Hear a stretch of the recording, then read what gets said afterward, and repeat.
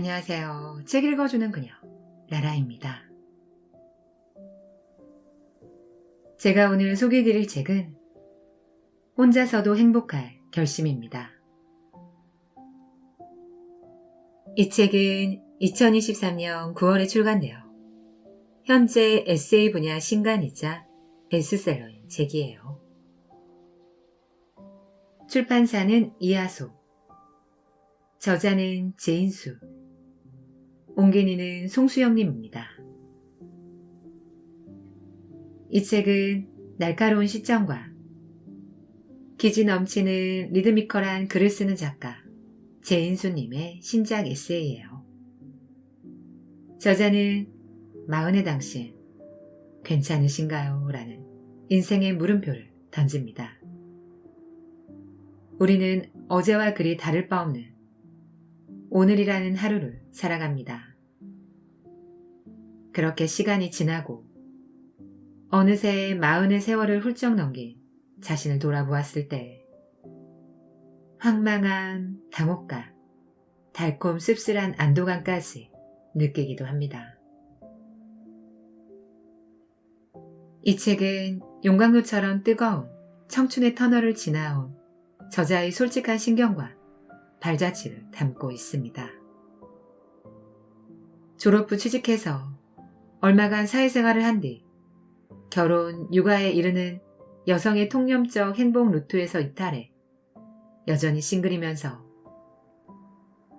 정신없이 일에 쫓기며 살아가는 저자의 이야기와 자신의 자리에서 목소리를 높여 모두의 안부를 묻습니다. 저자는 이 책을 통해 당혹스러운 나이듦의 이야기를 주체적이고 긍정적으로 받아들이고 유쾌한 수다로 풀어내고 있습니다. 저는 이 책을 보면서 인생 선배의 현실적이고 따뜻한 조언을 배울 수 있었어요. 마음 기댈 곳이 필요한 사람이라면 이 책을 통해 혼자서도 당당하게 살아갈 수 있는 용기와 현명한 조언을 얻을 수 있는 멋진 책이에요. 그럼 저와 함께 내 인생에 응원이 필요한 시간을 만나시러 책 속으로 들어가 보실게요.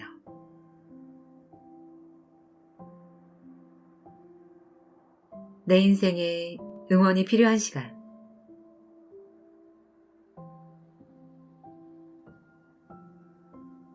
하고 싶은지 하고 싶지 않은지 선택은 딱 두 가지.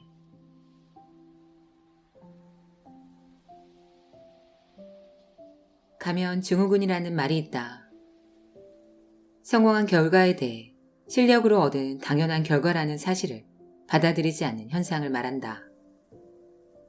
칭찬을 받아도, 승진을 해도, 어떤 상을 받아도 어쩌다 운이 좋았기 때문이라거나 본인에게는 과분하다는 식으로 생각한다.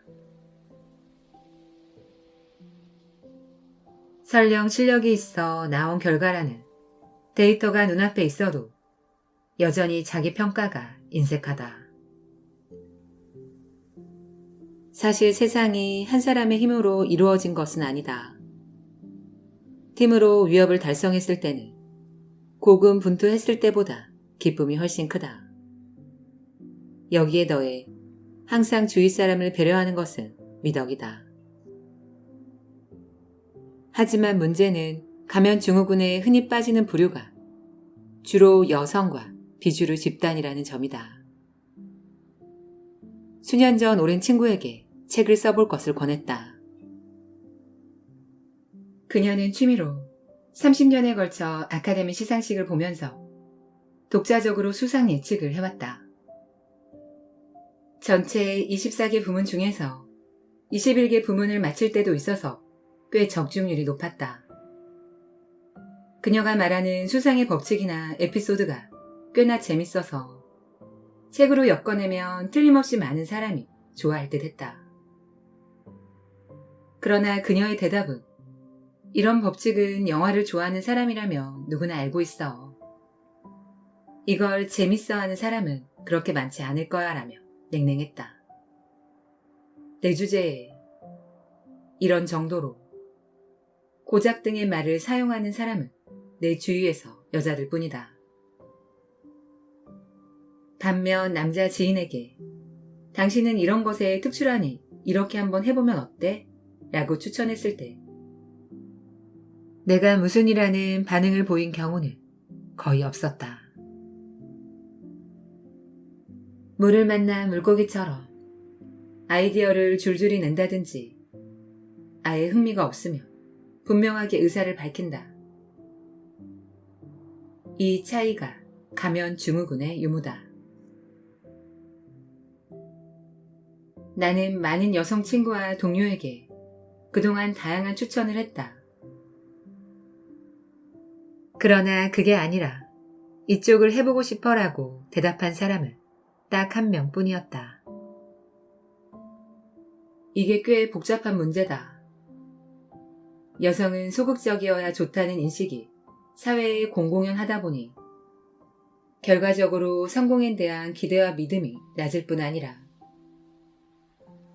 장래의 가능성에 대해서도 부정적이기 때문이다.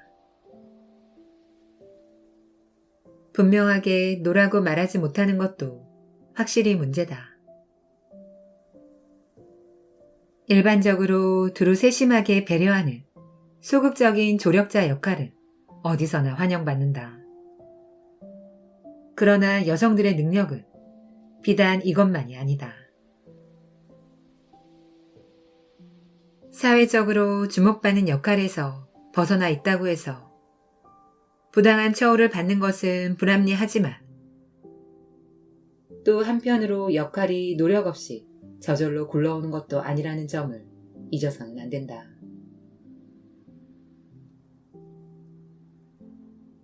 몸에 밴 노예 근성을 없애는 주체자는 그 누구도 아닌 자기 자신이어야 한다. 가능한가 아닌가가 아니라 하고 싶은가 하고 싶지 않은가이다. 이 지점을 애매하게 하면 주변 사람들은 호감을 보일지 모르나 당신에게 호감을 가진 사람이 꼭 행복하게 해주는 것은 아니다. 참고로 앞에서 말한 친구의 책은 무사히 출판되어 중세까지 나왔다. 그러니까 자기 평가를 확신하지 말자.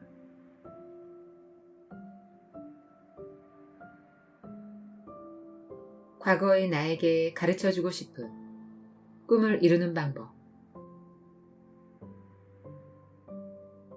다소 불손하지만 중요한 이야기다.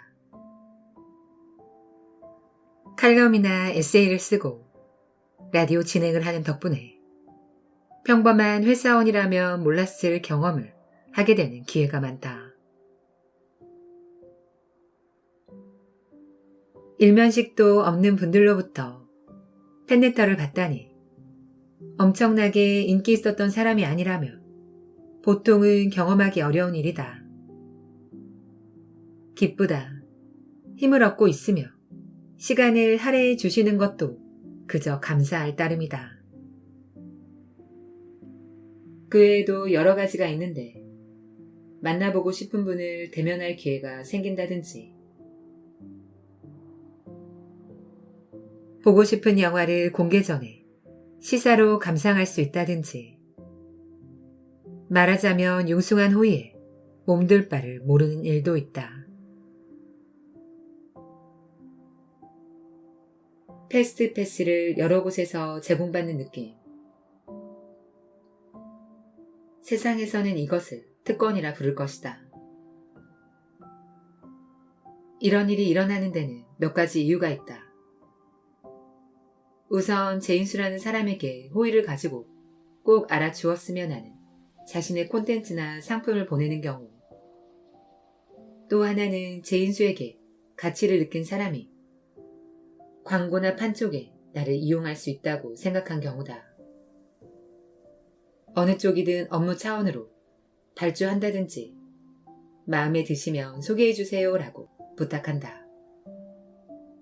내가 지금 받는 호의는 잠깐뿐이다. 내가 회사원이던 시절을 돌이켜보면 뻔히 알 수 있다. 실적이나 거래가 없으며 슬그머니 꼬리를 감춘다. 호의와 다른 성격의 인연은 운이 좋으면 지속되기도 한다.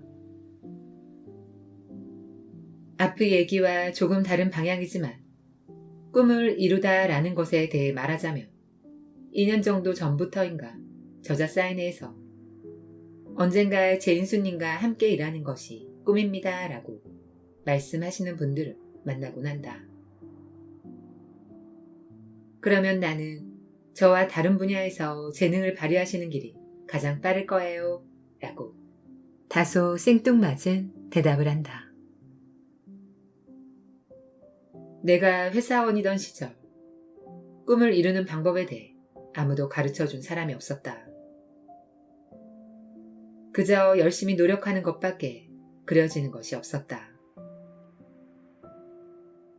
꿈 자체가 막연하기도 했지만 그리 특별한 사람도 아니어서 분에 넘치는 꿈을 꾼 듯 이루어질 리 만무하다고 생각했다. 특별한 사람도 아니다라는 표현이 돌이켜보면 성장의 족쇄에 다름 아니었다. 분명 기회나 호의는 특별한 사람에게 더 많이 찾아온다. 하지만 특별한 사람인지 아닌지는 남이 멋대로 결정하는 것이었다. 이런 사실을 전혀 알지 못했다. 이 정도면 충분해라고 자부해도 주위에선 전혀 아랑곳하지 않은 경우가 허다했다. 그러면 노력이 부족했었나 생각했지만 꼭 그런 것도 아니었다. 그 반대도 마찬가지다. 자신은 전혀 만족하지 못하는데도 가마에 태워 큰 길가로 끌려 나가는 때도 있다. 나의 경우 계속 가마를 탈지 내릴지는 기분에 따라 결정한다. 싫다는 생각이 들면 바로 내린다. 그러므로 특별한 사람이 되겠다고 목표를 정하며 길을 잃을 수 있다. 그저 어느 날 문득 우편함을 열어보고 깨닫는다. 뭔가 특별한 사람 앞으로 우편물이 늘었구나 하게 된다. 특별한 사람의 이름표는 제멋대로 사람들이 붙이는 것이다. 또 한 가지 10년 전에는 알지 못한 법칙이 있다. 꿈을 이루려고 무턱대고 정면으로 돌진하기보다 툭출한 장기를 찾아 두각을 보이면 저절로 세상의 이름이 퍼지면서 만나고 싶은 사람을 볼 수 있게 되고 하고 싶은 일이 이루어지며 꿈이 실현된다. 이때도 반드시 기억해야 할 것은 자신이 무엇에 재능이 있는지도 남이 멋대로 결정한다는 것이다. 좋아하는 것과 재능이 있는 것은 다를 수 있다. 세상이 이런 구조였다니 인사이동 지원서를 뻔질나게 제출해도 한 번도 희망 부서에 가보지 못한 채 직장 생활을 마친 예전의 나에게 알려주고 싶다. 희망 부서에서 일하고 싶다면 다른 부서에서 두각을 보이는 방법이 있다고. 꿈이 있다면 냉혹하리만치 자신을 객관적으로 평가해줄 곳을 찾아 그곳에서 특기라고 알려준 재능을 계속 발전시킨다. 기왕 노력을 한다면 그쪽이 훨씬 수월하다.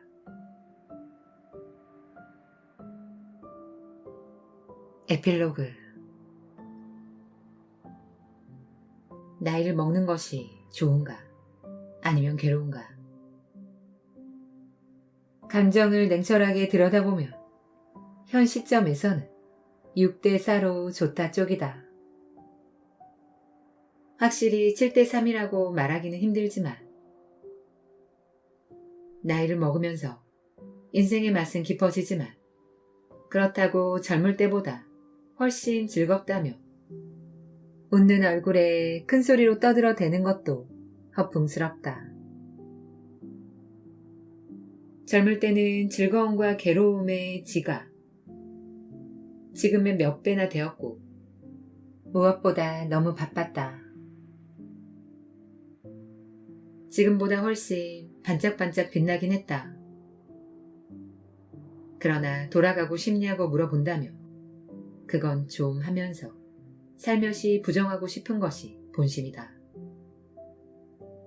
그렇게 죽기 살기로 뛰어달릴 기력과 체력이 없다. 젊을 때는 청춘 나름의 즐거움과 괴로움이 있고 중년에는 중년의 그것이 있다. 딱 그런 느낌이다. 나이를 먹는다는 거. 예전부터 조금은 무신경하기도 하고 젊은 몸일 때도 특출하다 할 만한 것이 없어서 육체 변화는 그냥 느긋하게 받아들이고 있다. 얼굴 면에서는 피부 처짐이나 꺼짐 자체에 대한 탄식보다는 이것들의 효과적이라는 건강 보조제와 피부 관리의 효과가 예상한 것보다 좋을 때의 기쁨이 더 앞선다. 미용의학도 나날이 진보하고 있어서 호기심이 발동해 참을 수가 없다. 나름의 시술을 받을 마음가짐도 되어 있다. 이것도 또 다른 즐거움이다. 40대 중반부터는 강철이라고 생각하던 멘탈이 흔들리는 시기가 왔다. 이유도 없이 슬퍼진다든지 침울해져서 소파에서 일어나지 못하기도 했다. 이른바 갱년기 장애 일환인데 이것이 제2의 사춘기처럼 새삼스럽기도 했다. 의지할 데 없는 연약한 자신을 추스르고 추슬러서 완숙한 중년기에는 군인처럼 된다. 이게 뭐랄까, 마치 두 번째 맞는 14살 같은 느낌이다. 막연한 불안. 밑도 끝도 없이 때를 쓰고 싶어지고 자존감은 바닥으로 떨어진다. 그러면 머릿속 어딘가에서 내 안에 군인이 불쑥 나타나 이게 무슨 유별이야 라며 분위기를 깨는 바람에 방황이 조금 오락으로 느껴지기도 한다. 제2의 사춘기를 맞은 탓인지 잘 모르겠지만 근래에는 생활과 일의 조화를 생각하게 된다. 지금까지는 일에 충실한 것만이 생활에 충실한 의미로 직결했으나 지금은 일만으로는 인생에 빈틈이 많다는 것을 느낀다. 나로서는 커다란 변화다. 마력이 듣지 않게 되었으므로 다소 일을 줄였더니 낮잠 시간만 늘었다. 생활은 충족되지 않는다. 어떻게 할까? 다음 10년은 인생의 새로운 균형을 찾는 것이 주제가 되리라 생각한다. 일과 오락과 휴식, 주로 수면. 이 셋으로 충분하던 지금까지와는 달리 심신의 자기 관리라고 하는 새로운 카테고리에 시간을 할애하지 않으면 안 된다. 일과 오락을 너무하면 관리 시간도 늘어나므로 꽤 머리를 써야 하는 작업이 될 것이다. 이렇게 계속 자기 관찰과 미세 조정을 해나가면서 즐거움과 괴로움을 6대4 정도로 유지한 채 노년을 맞고 싶다. 변화를 즐길 수 있다면 그리 무리한 난제는 아니라고 생각한다.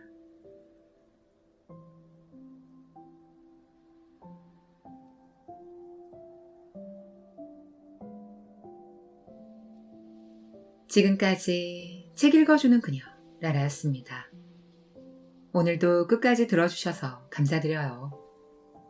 우리 구독자님들, 추석 연휴 잘 보내고 오셨어요?